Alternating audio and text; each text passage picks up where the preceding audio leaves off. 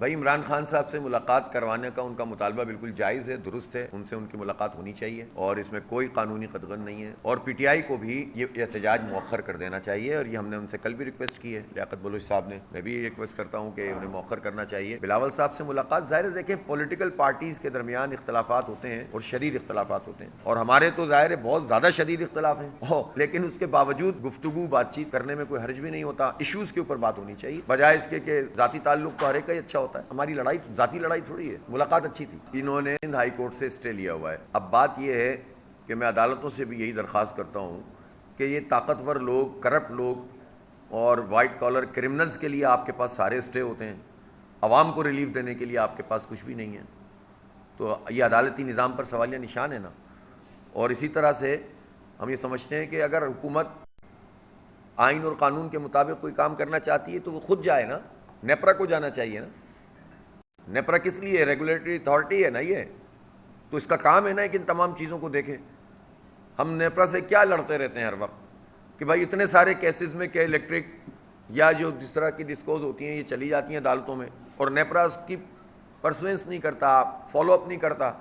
آپ کو یاد ہوگا پچھلے چیئرمین نیپرا نے مجھ سے آن لائن کہا پوری سب کے سامنے کہ آپ ہمیں جو ہے وہ لسٹ فراہم کریں اور آپ ہمارے ساتھ تعاون کریں۔ ہم نے کہا کہ آپ تشریف لائیں، آپ کی کمیٹی آئے اور ہمارے جو بھی لوگ ہوں گے وہ آپ کے ساتھ تعاون کریں گے، اور ہم ایک ایک کیس میں آپ کے ساتھ مل کر کام کریں گے۔ آج تک وہ کمیٹی عمران شاہی صاحب نہیں آئی، 1.5-2 سال ہو گئے اس بات کو، چیئرمین چلے گئے، دوسرے چیئرمین آ گئے، لیکن کمیٹی نہیں آئی۔ تو اس لیے یہ تو ظاہر ہے نیپرا کا اور حکومت کا کام ہے۔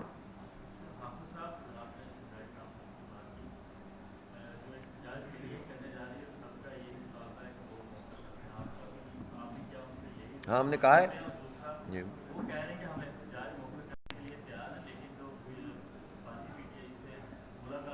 ان کا کیا نام ہے؟ ہاں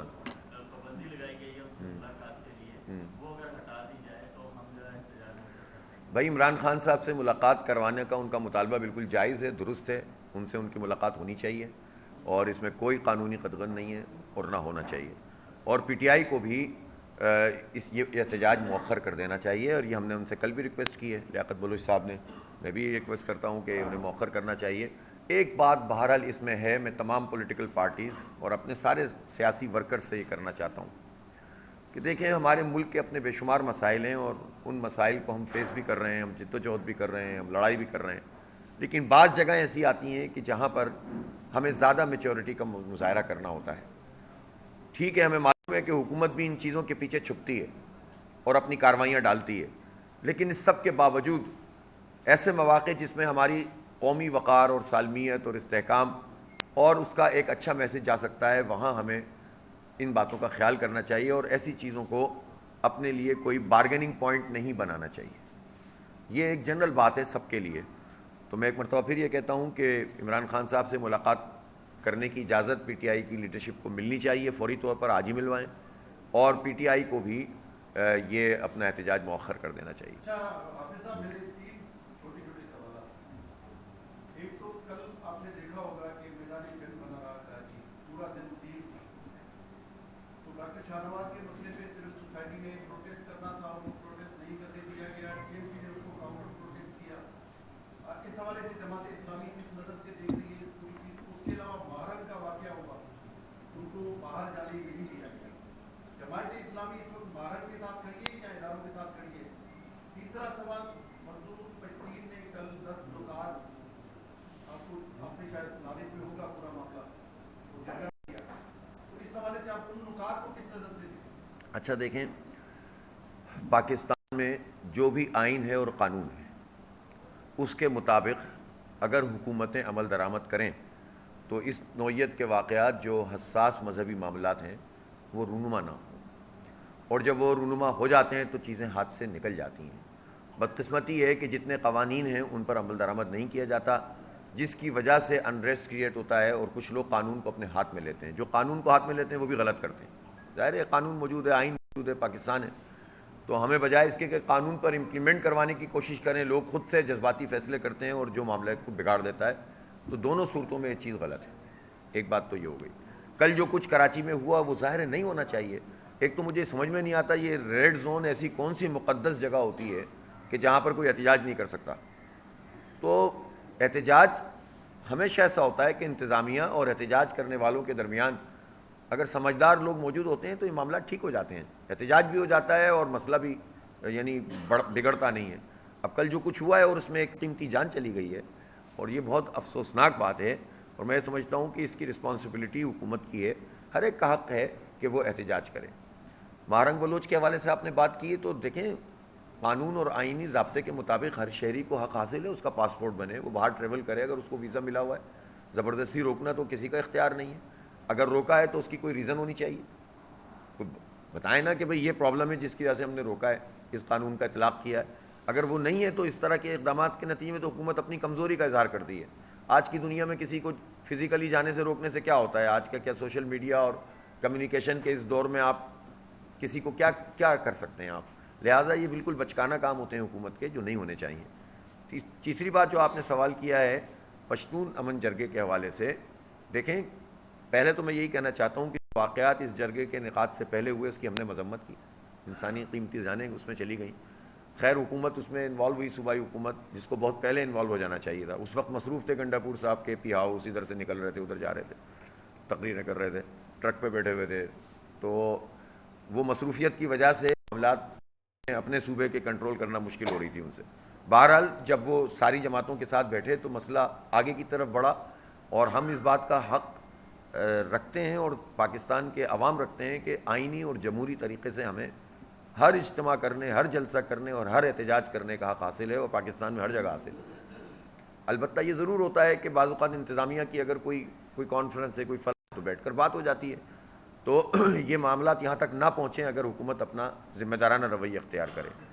جتنے ایشوز ہیں کے پی کے, جن کا تعلق لاپتہ افراد سے ہے, جن کا تعلق انفراسٹرکچر سے ہے, جن کا تعلق امن سے ہے, جن کا تعلق اس بات سے ہے کہ لوگوں کو, میں نے تو بالکل اپنی گفتگو کے شروع میں کہا کہ اگرچہ کہ پاکستان ایک یونٹ ہے اور اس یونٹ میں یہ نہیں ہو سکتا کہ ہر کوئی اٹھ کر یہ کہے کہ بس میرے پاس سے یہ نکلتا ہے تو وہ صرف میرا ہے, یہ تو نہیں ہوگا. اس طرح تو پھر کراچی والے 42% انکم ٹیکس دیتے ہیں, پھر 67% ریونیو دیتے ہیں, ٹھیک ہے نا, 98% صوبہ سندھ کا بجٹ کراچی سے ہوتا ہے. تو اس طرح اگر کلیم کرنا شروع کر دے تو ہم کہاں جائیں گے. ہمارا دل بھی وسیع ہونا چاہیے, کشادہ ہونا چاہیے, لیکن یہ سوالات پیدا اس وقت ہوتے ہیں جب آپ حق نہیں دیتے.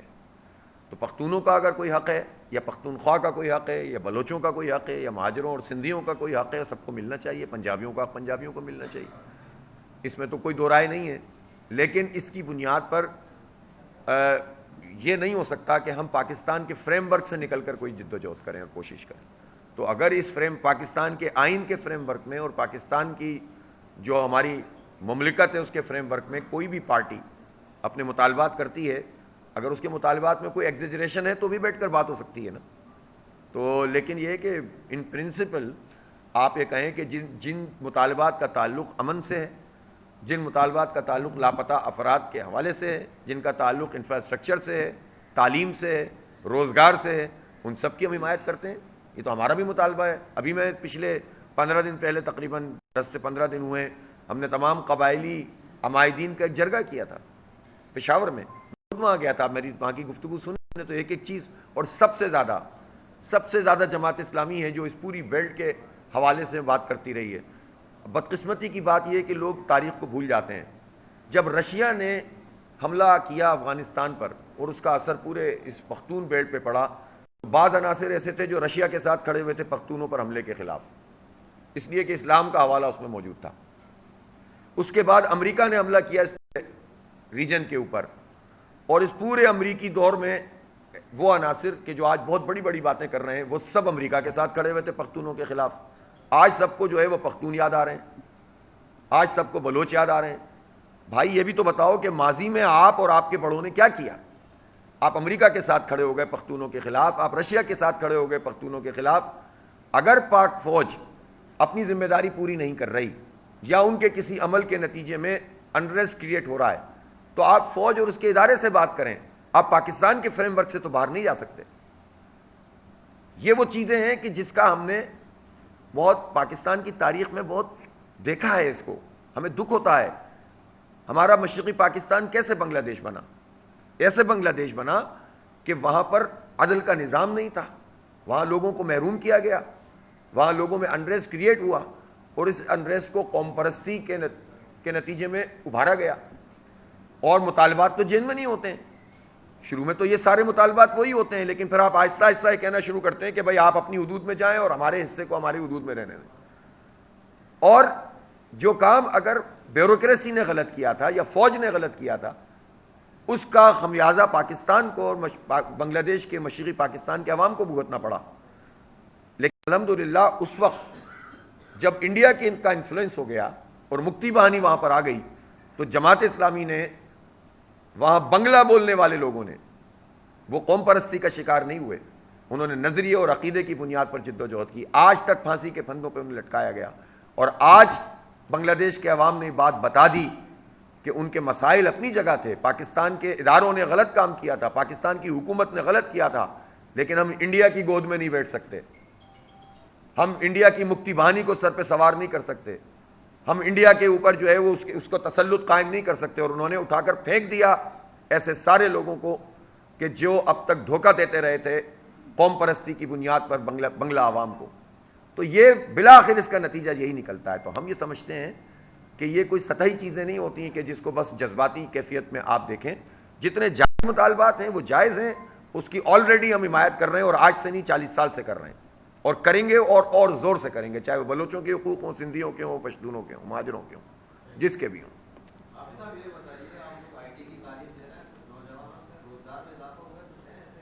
جی آپ نے کل دیکھا تھا کہ اسلامی جمعیت طلبہ نے جو ٹیکنو فیسٹ کیا اس میں زبردست قسم کے پروجیکٹ بنا کر لائے نوجوان.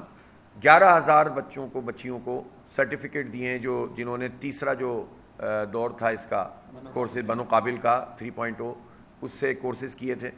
اور پھر یہ نہیں کیا بلکہ کل منیم بھائی نے پرسوں وہاں پر ایک جاب پورٹل کا بھی افتتاح کیا اور مختلف کمپنیز کو انوائٹ کیا، اور قابل .jobs کے نام سے جو پورٹل بنایا ہے. اب اس کا کام ہی یہ ہے کہ جو بچے ہمارے پڑھتے جائیں گے ان کو مختلف جگہوں پر سافٹ ویئر ہاؤسز اور انڈسٹری میں جاب بھی دلوائیں گے انشاءاللہ. تو جو ہمارے حصے کا کام ہے وہ ہم کر رہے ہیں، لیکن حکومت کہاں ہے؟ حکومت کی ذمہ داری ہے نا کہ دنیا میں اتنا بڑا انقلاب آ رہا ہے اے آئی کا، تو حکومت کہاں کھڑی ہوئی ہے؟ اس کی تیاریاں کیا ہیں؟ آئی ٹی منسٹر کون ہے؟ ایجوکیشن کے فیڈرل منسٹر کون ہیں؟ وہ کیا کر رہے ہیں؟ وہ آئی ٹی پارک کہاں چلا گیا جو ہر سال ہم سنتے ہیں کہ اس میں 41 ارب روپے آ گئے، 42 ارب روپے کا بجٹ آ گیا؟ تو وہ بنتا کیوں نہیں ہے؟ وہ ورک پلیسز کیوں نہیں بن رہے؟ وہ نوجوانوں کو کیوں نہیں انٹرپرینورشپ کے لیے تیار کیا جا رہا؟ آئی ٹی کی ایجوکیشن اتنی مہنگی کیوں ہے کہ عام آدمی کی دسترس سے باہر ہے، جبکہ پورا چیلنج یہی ہے. اور فیلڈ میں تو ہم کچھ نہیں کر سکتے، آئی ٹی میں تو اپنی ایکسپورٹ بڑھا سکتے ہیں. تو یہ بنیادی سوالات ہیں، لیکن الحمدللہ جماعت اسلامی اور الخدمت اپنے بساط سے زیادہ ہی کام کرنے کی کوشش کر رہی ہے اور کامیابی سے کر رہی ہے. سائیں چوتھا ہاں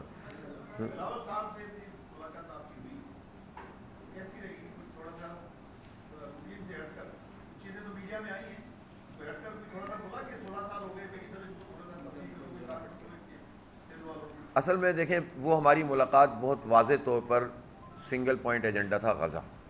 اور ہم یہ سمجھتے ہیں کہ جب میں نے آپ سے پہلے بھی عرض کیا کہ جب قومی سلامتی کا معاملہ ہے یا بین الاقوامی سطح پر امت کا معاملہ ہے تو ہمیں سارے اختلافات کے باوجود ایک جگہ پہ آنا چاہیے. اور میں اس میں ان کا خیر مقدم بھی کرتا ہوں کہ انہوں نے اس کو بہت اچھا رسپونڈ کیا. اور پھر اس کے بعد ہم نون لیگ اور پرائم منسٹر سے بھی ملے، اور پھر اے پی سی بھی ہوئی، اور الحمدللہ اے پی سی ایک کامیاب اے پی سی تھی جس میں جماعت اسلامی ہی سمجھ لیں اس پورے عمل کی انیشیٹر تھی. اور اس دن جو یوم یکجہتی غزہ تھا وہ ہماری تجویز پہ ہی حکومت نے منایا، اور ہم نے بالکل اس کو کھلے دل کے ساتھ یہ پیشکش کی تھی. اور بھی اچھا کر سکتے تھے لیکن چلیں جتنا کیا وہ بھی اچھا تھا. اب فردر اس کے اوپر اقدامات ہونے چاہیے. کل مجھے خوشی ہے کہ کچھ اسٹوڈنٹس جو ہیں وہ فلسطین سے آئے ہیں یہاں پر پڑھنے کے لیے، اور یہ پیش رفت ہے. اور اللہ کا شکر ہے کہ اللہ تعالیٰ نے جماعت اسلامی سے یہ کام لیا کہ ہم امت کے حوالے سے اپنا ایک درد رکھتے ہیں اور اس پر اتفاق رائے ہم نے پیدا کیا. بلاول صاحب سے ملاقات، ظاہر دیکھیں پولیٹیکل پارٹیز کے درمیان اختلافات ہوتے ہیں اور شدید اختلافات ہوتے ہیں، اور ہمارے تو ظاہر بہت زیادہ شدید اختلاف ہیں، لیکن اس کے باوجود گفتگو بات چیت کرنے میں کوئی حرج بھی نہیں ہوتا. ایشوز کے اوپر بات ہونی چاہیے بجائے اس کے کہ ذاتی تعلق تو ہر ایک کا ہی اچھا ہوتا ہے. ایشوز ایڈریس ہونے چاہیے. اور ہمیں اب بھی ہمارا مطالبہ یہ ہے کہ وہ پاکستان کے عوام کے مسئلے حل کریں. اب تو وفاق میں بھی شامل ہیں وہ، اور اسی طرح سے جو ہے وہ صوبے کے عوام کے مسئلے حل کریں، ایجوکیشن ہے، ہیلتھ ہے، انفراسٹرکچر ہے،